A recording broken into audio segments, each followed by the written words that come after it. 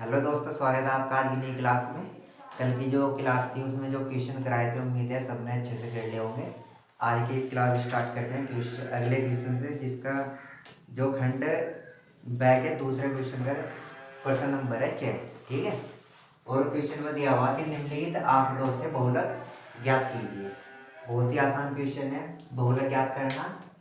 तो देखो करना क्या है, इसमें जो एक वर्गांतर दे रखा 1 से 3, 3 से 5, 5 से 7 और 7 से 9, 9 से 11, सब में सेम गैप है। एक बारंबारता दे रखी 7, 8, 2, 2, 1। तो बहुलक निकालने के लिए सबसे पहले करना क्या है, जो बारंबारता है उसमें सबसे बड़ी डिजिट देखनी कौन सी है। अब इसमें सबसे बड़ी डिजिट देखो, सबसे बड़ी डिजिट है 8।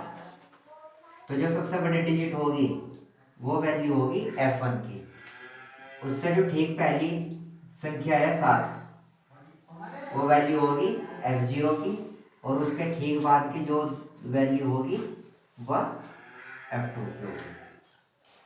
F1 के ठीक सामने दो ग्रुप मिलेंगे, एक 3 1, दो संख्या मिलेगी 3 5। पहली संख्या L होगी और जो दोनों का अंतर होगा वो H होगा। ठीक है, यहाँ से सारी की सारी वैल्यू मिली। वैल्यू क्या क्या मिली, एक मिला हमें F0, F0 का मान कितना 7, F1 इसका मान मिला हमें 8, F2 इसका मान मिला हमें 2, L का मान मिला 3 और H का मान मिला हमें 2, क्योंकि अंतर कितने का है 2 का। बस सबसे बड़ी डिजिट देखनी वो F1 की वैल्यू, उससे ठीक पहली F0, उसके ठीक बाद की F2। अब जब फॉर्मूला होगा बहुलक का, तो बहुलक बराबर L plus F1 minus F0। ठीक है। और बटे में 2F1 minus F0 minus F2 और मल्टीप्लाई में H। वैल्यू रखेंगे सबकी जो जो हमें मिली। L की वैल्यू मिली है हमें कितनी 3, तो 3 plus bracket F1 8 minus F0 7 बटे 2 गुना F1 फिर 8 माइनस F0 7 और माइनस F2 2। ब्रैकेट कर देंगे हम और मल्टीप्लाई H की वैल्यू 2 बराबर 3 प्लस 8 में से 7 गया 1 और 8 दूनी 16 माइनस 7 और 2 9, क्योंकि माइनस माइनस हो जाएगा प्लस। यह 3 प्लस 1 और 16 में से 9 गए 7 और गुणा में 2। यह 3 प्लस 2 की मल्टीप्लाई 1 के साथ करेंगे, 2 एकम 2 और बटे में आ जाएगा 7। जिसके बटे कुछ नहीं उसका बटे 1, दोनों का हर समान करेंगे, यानी कि 7 की गुणा नीचे करेंगे और 7 की गुणा ऊपर करेंगे। ठीक है, यहाँ 1 मल्टीप्लाई 7 और प्लस में आ जाएगा 2 बटे 7। 7 या 21 बटे 7 एकम 7 प्लस 2 और बटे में 7। 21 में 2 जोड़ेंगे 23 और बटे में 7। 7 से कर देना डिवाइड, 7 या 21, 2 बचे पॉइंट लगाई 0 बढ़ाई 7 दूनी 14, 6 बचे और पॉइंट लगाए 0 बढ़ाई 7 56। तो जो बहुलक आ गया, बहुलक बराबर 3.28।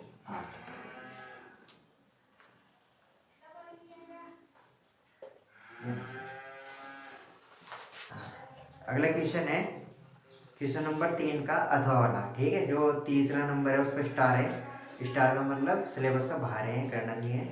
तो अथवा का क्वेश्चन है, दो वर्गों के क्षेत्रफल का योग 117 वर्ग मीटर है। यदि उनके परिमापों का अंतर 12 मीटर हो तो दोनों वर्गों की भुजाएं ज्ञात कीजिए। ठीक है। अब दो वर्ग है कोई हमारे पास में, वर्ग जिसकी चारों भुजाएं समान हो। ठीक है, पहला वर्ग या दूसरा वर्ग। ठीक है, जो पहले वर्ग की भुजा है या एक्स मीटर, तो अभी कितनी होगी एक्स मीटर होगी। चारों की चारों एक्स मान लो। दूसरे जो वर्ग की भुजा है वो वाई मीटर मान लो, तो इसकी भी चारों भुजा कितनी होगी वाई मीटर।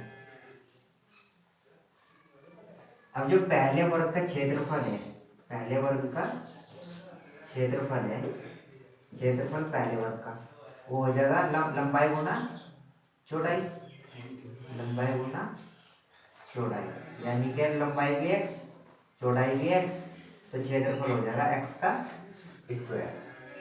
अब दूसरे वर्ग का जो क्षेत्रफल है, क्षेत्रफल 2, वो भी हो जाएगा लंबाई गुना चौड़ाई, लंबाई इसकी y मान रखी, चौड़ाई भी y हो जाएगी, तो इसका क्षेत्रफल हो जाएगा y स्क्वायर।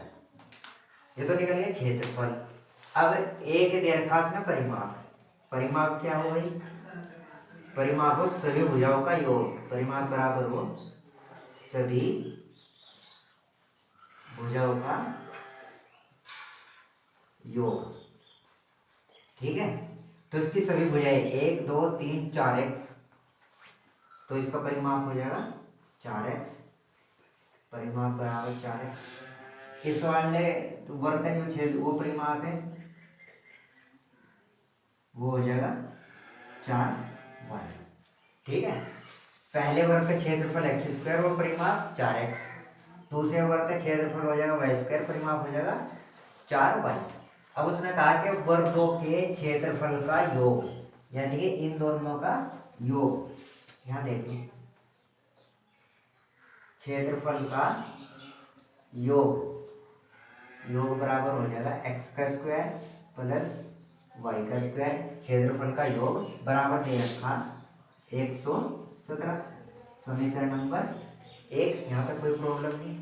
उसके बाद में कहा कि परिमापों का अंतर, तो जो पहला वर्ग है इसका परिमाप है, लिख लो पहले, परिमापों का अंतर, परिमापों का अंतर यानी कि पहला का परिमाप माइनस दूसरे का परिमाप बराबर दे रखा 12। अब देखो दोनों में से 4 ले लो बाहर, 2 में अंदर बचा x माइनस वाई बराबर कितना 12, ये 4 दिया 12, तो समीकरण मिली x माइनस के y बराबर 3, समीकरण नंबर 2। अब यहाँ से x का मान निकाल के समीकरण नंबर 1 में रख दो, तो यहाँ से x का मान निकलेगा, y पर माइनस का इधर आगे हो जाएगा प्लस का, x बराबर 3 प्लस y, समीकरण 1 में रखने पर समीकरण नंबर 1 है x square plus y square बराबर 117, x square plus y square बराबर 117, x का मान है 3 प्लस वाई, तो हो जाएगा 3 प्लस वाई का whole square plus y square बराबर 117। यहाँ देखो a प्लस b का होल स्क्वायर बन रहा है, यानी कि a का स्क्वायर 9 प्लस b का square y square plus 2ab 3 दूनी 6y और प्लस वाई स्क्वायर और बराबर 117, वाई स्क्वायर ये हो जाएगा 2y स्क्वायर और प्लस का 6y बराबर 117, प्लस करो इधर आके माइनस का, यह 2y स्क्वायर प्लस 6y बराबर 117 में से 9 माइनस करेंगे तो 108 बचा, यहाँ से 2 ले लो बाहर को में, तो अंदर बचेगा वाई स्क्वायर और प्लस के 3y और बराबर 108, 2 से 108 को काटेंगे तो 2 पंजे 10 और 2 चौक 8, तो इक्वेशन मिलेगी वाई स्क्वायर प्लस के 3y और बराबर 108 बराबर 54, और 54 इधर आके हो जाएगा माइनस का, माइनस के 54 बराबर 0। यहाँ तक कोई प्रॉब्लम नहीं। अब देखो यहाँ बन गई द्विघात समीकरण, द्विघात समीकरण मतलब 54 के टुकड़े 3 के बराबर घटा के आने चाहिए, 54 के टुकड़े 3 के बराबर घटा के आने चाहिए। अब बोर्ड में जगह भी नहीं बची तो रुको, इक्वेशन लिख लो, वाई स्क्वायर प्लस के 3y माइनस का 54 और बराबर किसके 0 के। अब 54 के टुकड़े होंगे 9 छकी 54 और 9 में से 6 घटा दें कितना आ जाएगा 3, ठीक है। साइन पे ध्यान दो, अगर माइनस का हो तो घटा के टुकड़े होने चाहिए, प्लस का हो तो जोड़ के होने चाहिए। अब 9 में से 6 घटाओगे 3 आओगे, 9 के 6 के साथ मल्टीप्लाई करेंगे तो 54। अब करना कुछ नहीं, 3 की जगह 9 माइनस 6 लिख देना, तो ये हो जाएगा वाई स्क्वायर प्लस नो 3 को लिखे 9 माइनस 6 वाई माइनस के 54 बराबर 0। यह वाई स्क्वायर प्लस 9 की मल्टीप्लाई वाई के साथ करेंगे 9 वाई माइनस 6 की मल्टीप्लाई वाई के साथ करेंगे तो 6 वाई माइनस के 54 बराबर 0। इन दो देखो दो टुकड़े बने, एक इतना एक इतना, यहाँ से वाई कॉमन लेंगे, अंदर बचेगा वाई प्लस 9, यहाँ से माइनस के 6 कॉमन लेंगे, अंदर बचेगा वाई प्लस 9 बराबर 0। दोनों में से वाई प्लस 9 कॉमन, अंदर बचेगा वाई माइनस 6 बराबर 0। हमें एक बार वाई प्लस 9 को 0 रखना है, एक बार वाई माइनस 6 को 0 के बराबर रखना। जब वाई प्लस 9 को रखेंगे 0 के बराबर तो वाई की वैल्यू मिलेगी माइनस के 9। एक बार वाई माइनस 6 को रखेंगे 0 के बराबर तो वाई की वैल्यू मिलेगी प्लस के 6। अब देखो कोई भी भुजा माइनस में नहीं होती, कोई भी भुजा माइनस में नहीं होती, तो जो दूसरी भुजा मिली हमें वो मिलेगी प्लस में, ठीक है। कोई भी भुजा माइनस में नहीं होती तो सही वैल्यू क्या आएगी वाई की 6। अब देखो आगे करना क्या इसमें, जो y का मान आया हमें या तो समीकरण नंबर 2 में रख लो या समीकरण नंबर 1 में रख लो, वहां से x का मान निकाल लो। अब उसके बाद में y बराबर 6 लेंगे, माइनस 9 रखना ही है तो y बराबर की। अब जो y बराबर 6 मिला समीकरण नंबर 1 में रखा है 2 में, तो समीकरण नंबर 2 में रखेंगे y बराबर 6 समीकरण 2 में रखने पर, जब समीकरण 2 में y बराबर 6 रखेंगे, इक्वेशन है x माइनस के y बराबर 3 या x माइनस 6 बराबर 3, माइनस के 6 इधर आके प्लस के 6, ये x बराबर हो जाएगा 9। एक वैल्यू मिली 6, दूसरी वैल्यू 9, यानी कि 6 व 9 मीटर लगा दियो, 6 मीटर व 9 मीटर। अगला क्वेश्चन है क्वेश्चन नंबर 4। 60 मीटर ऊंची एक मीनार है और उसकी चोटी से एक मकान के जो अवनमन कोण दे रखे है कि तो जो शीर्ष से है वो 45 डिग्री, आधार का है 60 डिग्री। तो देखो अवनमन कोण है, उन्नयन कोण नीचे बने, हमेशा अवनमन कोण ऊपर बने। तो मकान की हमें ऊंचाई बतानी और मीनार से उसकी दूरी बतानी, ठीक है। हर सेट में कम से कम 2 क्वेश्चन है और देखो नंबर भी अलग अलग डिवाइड होंगे इनके, 2 नंबर चित्र पे ऐसे 2 नंबर इनके लिखने को और 1-2 इसके जो है आर्टिकल के। तो देखो सबसे पहले इसका एक डायग्राम बनाना हमें। एक मीनार है, मीनार हमेशा ऊंची हो और मकान छोटा हो, तो मीनार हमें ऊंची लेनी। मीनार मान लो कि कौन, इसका नाम दे दो A B। मीनार ऊंची हो मकान छोटा हो तो मकान को मान लो C D, ठीक है। अब उसने कहा कि जो मीनार है वो 60 मीटर ऊंची है, मीनार तो मान रखी है भी, तो यहाँ से यहाँ तक कितनी है 60 मीटर। आगे समझ में। अब उसके बाद कहा कि जो यहाँ से यहाँ तक की दूरी से यहाँ से यहाँ मिला दो और सी को किसी भी बिंदु डी से मिला दो, डी मान रखा तो इसे ई मान लो, ठीक है। अब देखो हमें यहाँ से यहाँ तक की दूरी नहीं पता, तो उसे दूरी को कितने मान लो, एक्स मान लो, वाई मान लो, जेड मान लो, तुम्हारी इच्छा है, मैक्स मान लो, ठीक है। अब देखो इतना आगे समझ में। हमें मकान की ऊंचाई भी नहीं पता, तो जो ऊंचाई मान ली वो मान ली h। जितनी दूरी सी डी की उतनी दूरी ई डी की, तो ई बी भी कितना हो जाएगा h मीटर हो जाएगा। आगे यहाँ तक समझ में।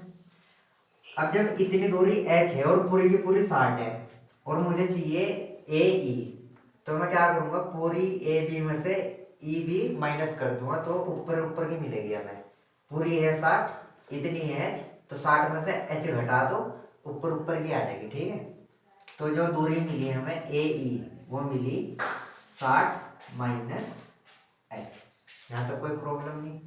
अब देखो अब उसने कहा कि जो अवनमन कोण है पहला 45 है, शीर्ष से शीर्ष तक, शीर्ष मतलब दोनों की चोटी मिला दो यहाँ से यहाँ तक, जो इसका वाला एंगल दे रखा अवनमन कोण ऊपर बनेगा, ये पहला एंगल दे रखा 45 डिग्री का। और जो आधार का अवनमन कोण है यहाँ से लेके डी तक का, चित्र बहुत ध्यान से बनाना, ठीक है। ये पूरा का पूरा एंगल कितने का है भाई, पूरा का पूरा 60 का। अब ध्यान तो थोड़ा सा एकांतर कोण की वजह से जब ए इतना 45 डिग्री है तो इसी भुजा पे नीचे जाके ये भी कितने का होगा 45 डिग्री का, और पूरा का पूरा 60 है तो इसी भुजा पे नीचे जाके वाला एंगल भी कितने का होगा 60 डिग्री का होगा। डायग्राम हमारा कंप्लीट।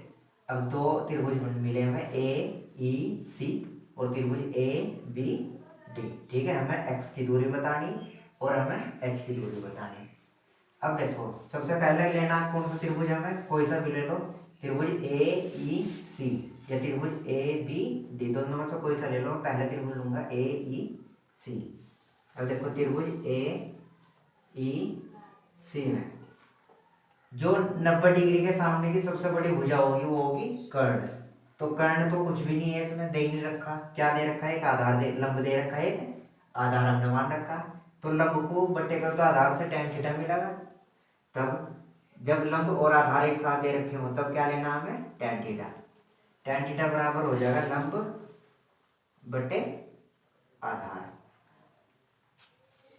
या tan थीटा की वैल्यू है 45, हमें त्रिभुज का ए ई सी में तो 45 डिग्री बराबर लंब है 60 माइनस एच और अपॉन में आधार है एक्स। tan 45 का मान 1 तो बराबर हो जाएगा 60 माइनस एच अपॉन में एक्स, या एक्स बराबर हो जाएगा 60 माइनस एच। समीकरण नंबर 1। अब दूसरा त्रिभुज लेना, त्रिभुज ए बी डी। त्रिभुज ए बी डी में ए बी डी में भी एक पूरा का पूरा लंब एक आधार दे रखा। जब भी लंब बटे आधार होगा क्या लेना tan थीटा। तो tan थीटा बराबर हो जाएगा लंब बटे आधार। इस बार tan थीटा की वैल्यू दे रखी है उसने 60 डिग्री, तो 60 डिग्री बराबर हो जाएगा लंब है 60, पूरी दूरी लेनी और आधार कितना है x। इसका मान होगा √3 और बराबर में हो जाएगा 60 बटे x, या x की वैल्यू निकाल लेंगे हम 60 बटे में √3। √3 देखो अगर हमें x की वैल्यू निकालनी तो हमें समीकरण में h का मान रखना पड़ेगा, और अगर h की वैल्यू निकालनी तो समीकरण में x का मान रखना पड़ेगा, ठीक है। तो सबसे पहले दूरी बतानी और ऊंचाई बतानी। तो ऊंचाई यानी कि h बतानी। अब h निकालने के लिए जो x का मान आया वो किसमें रख दो, समीकरण नंबर 1 में से समीकरण नंबर 2 मान लो। तो x बराबर 60 बटे √3 समीकरण 1 में रखने पर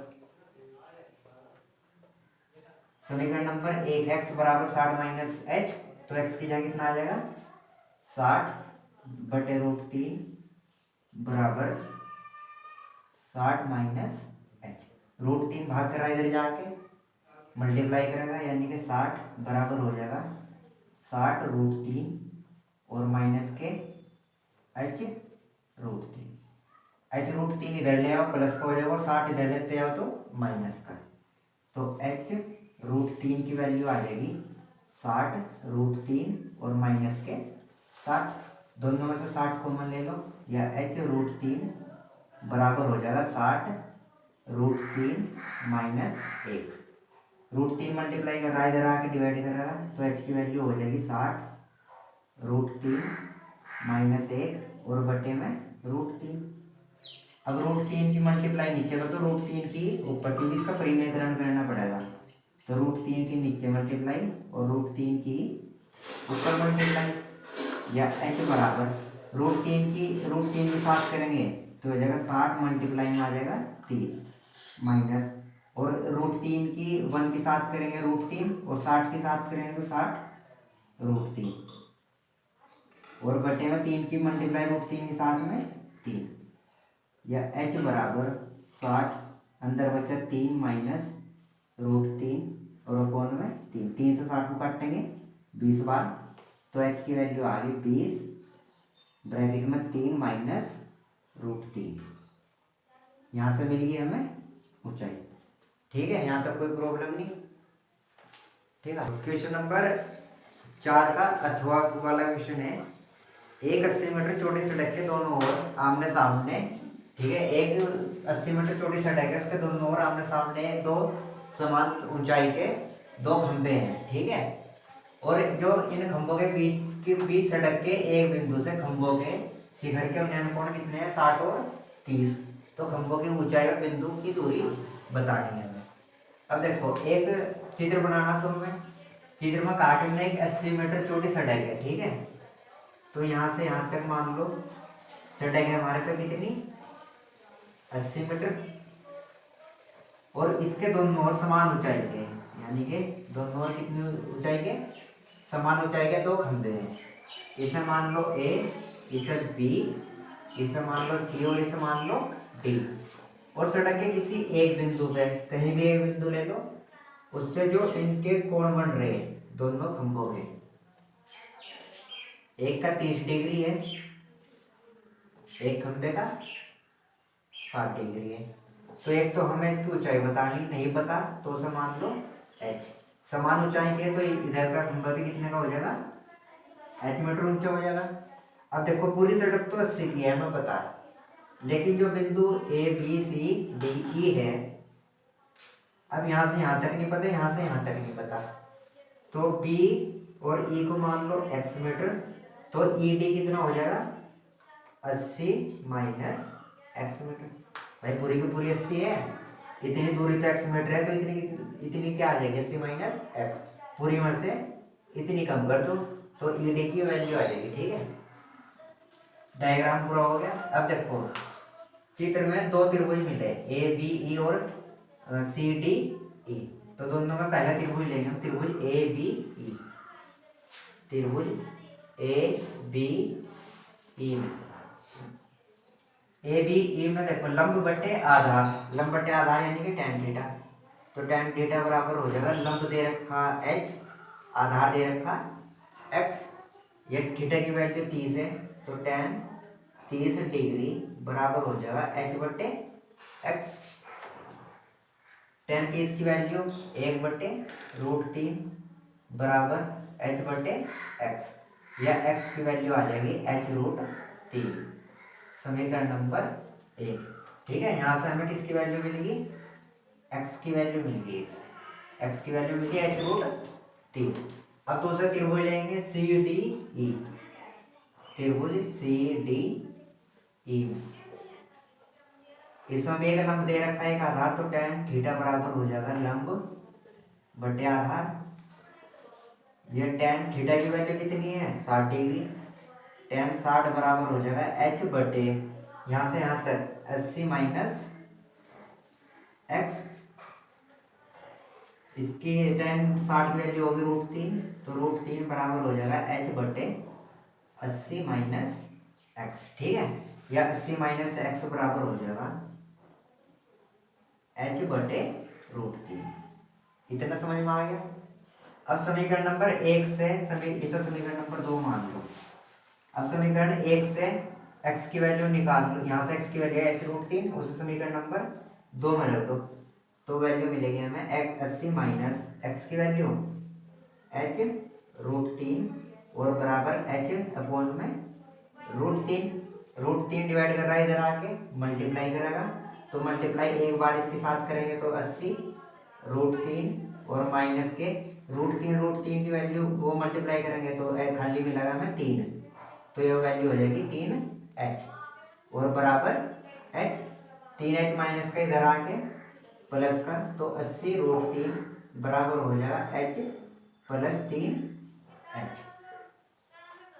3h में एक h जोड़ेंगे तो 80 √3 बराबर 4h, 4 मल्टीप्लाई कर रहा है इधर आके डिवाइड करेगा, तो बट्टे में आ जाएगा 4 और बराबर h, 4 से 80 काटते हैं, कितनी बार कटेगा, 20 बार, तो h की वैल्यू मिली हमें 20√3, ठीक है। या तो आगे हमारे पास में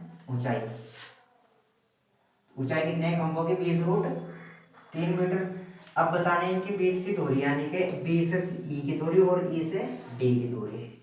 अब h की वैल्यू रख दो समीकरण नंबर 1 में, ठीक है। h की वैल्यू कहाँ रख दो, समीकरण नंबर 1 में। अब दूरी बतानी किसकी, पहले बी ई की दूरी।